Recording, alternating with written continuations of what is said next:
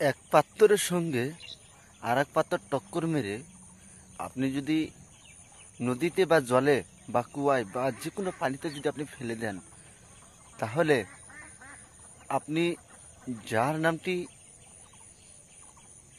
মন্ত্র বলে আপনি দিয়েছেন, মানে টক্কর, সে কোথাও থাকতে পারবে না।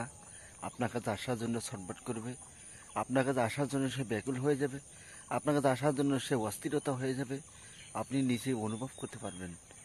আপনি যার নামটি সেই পাথরের ভিতরে মন্ত্রটি মারবেন, সে থাকতে না পারে আপনার কাছে সে দেখা সাক্ষাৎ করবে। আমার অতি গুপ্ত বিদ্যা আর অতি পরীক্ষিত বিদ্যা, আমার পাওয়ারফুল মন্ত্র আপনি কেমন করে কাজ করবেন না করবেন সেটা কিন্তু আপনার উপরে নির্ভর করবে।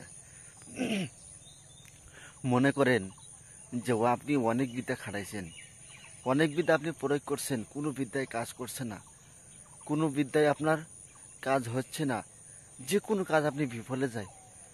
আপনি কি করবেন জানেন? সর্বপ্রথম মন্ত্র দ্বারাই আপনি কাজের অনুমতি নিবেন।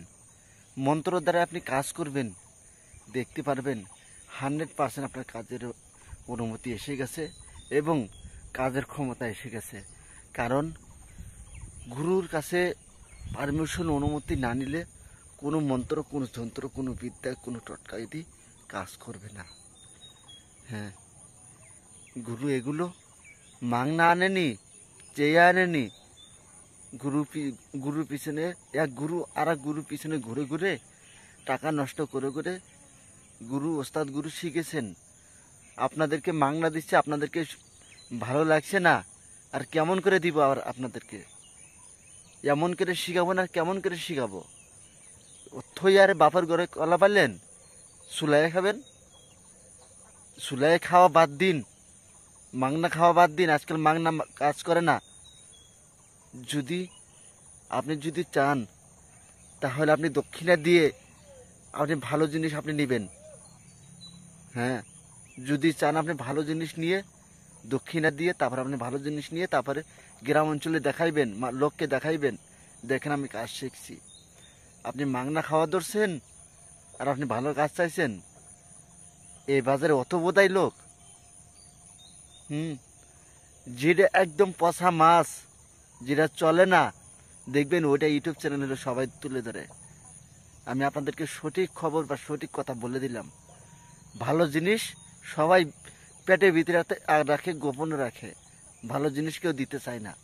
তো যাই হোক, আপনি সর্বপ্রথম আগে মন্ত্রটি দেখে নিন, তারপর আমি নিমিত্তে পরে বলছি।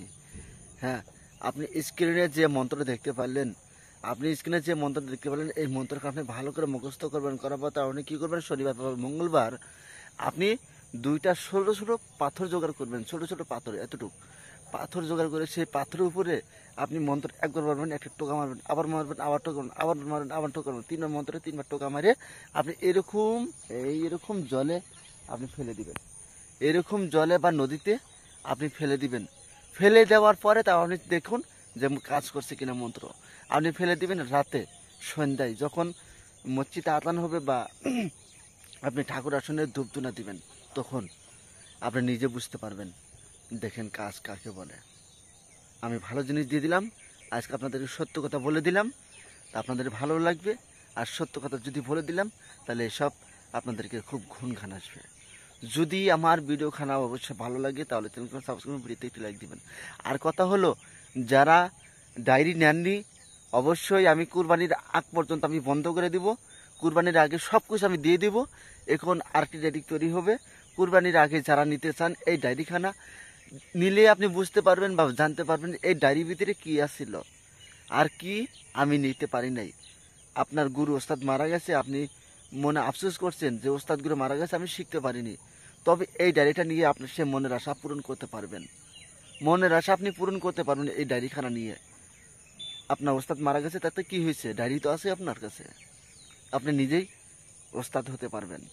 যদি আমার ডায়েরিখানা নেওয়ার ইচ্ছুক, আপনি কোরবানির আগে নিয়ে আপনি লোককে দেখাই দিবেন যে দেখেন আমি কাজ জানি গ্রামের ভিতরে।